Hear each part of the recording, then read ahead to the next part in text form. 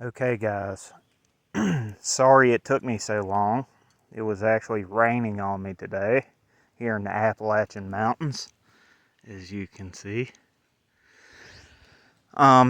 Anyway, I was testing out this Amazon Timber Tuff chainsaw mill. I bought it for $38, and I had this cheapo Walmart Black Mag 16-inch bar chainsaw. And I had a Black & Decker impact driver. So I had a log about this size, and for reference, here's my hand. So this thing is probably 9.5, 10 inches. Okay, and it's 4 feet long. So I turned this into this. This is the take from another section of that same log.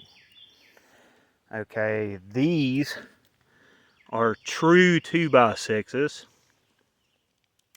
I got 1, 2, 3 of those. And I got this giant bad boy, which is a 2x10. And this is cherry. And I was also left with this guy, which I don't know if I'll try to split in half or not. So, my takeaway from this, can I recommend this product? Absolutely. For $38 and the cheapest chainsaw you can buy, you can turn this log into this. That being said, one thing I will say is after each cut, I don't know if you can see, but there are 3 set screws right here. After each cut, tighten these things. All 3 of them.